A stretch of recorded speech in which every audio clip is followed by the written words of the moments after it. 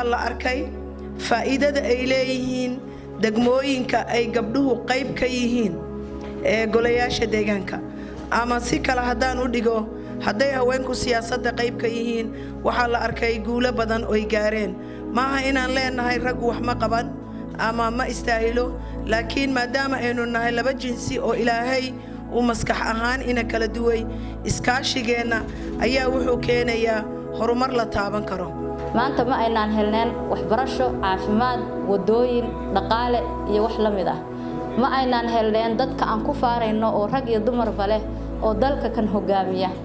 saas darteed si aan u helno adeeg nadiif ah dhammaystiran isbuuxiya waxaan u baahannahay gabdhihii oo aad moodid inay badankoodu ka maqan yihiin miisaska go'aan gaarista in aad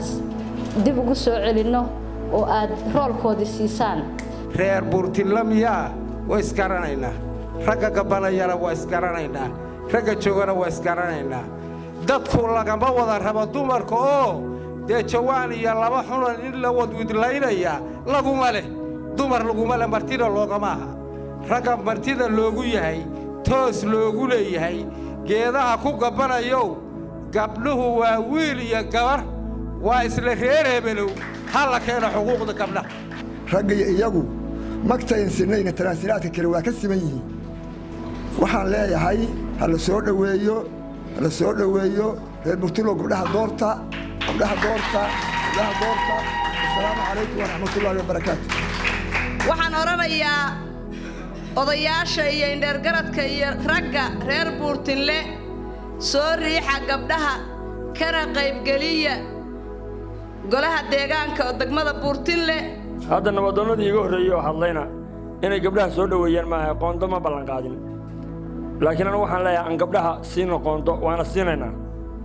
gabarna aan rabnaa wiilashu xabadda harideen laakiin xukunkaba gabdhahaanu dhiibanayna kolley waa ujeedaan reer Buurtilo waana lagu soo riixay fuustadii oo waxa weeye annaga maanta in ag taalla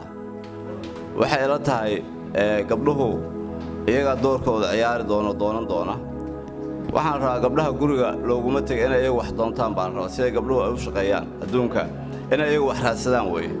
laakiin haddii dadka la sugo qofna ma aragtay qof waxba uma keenayo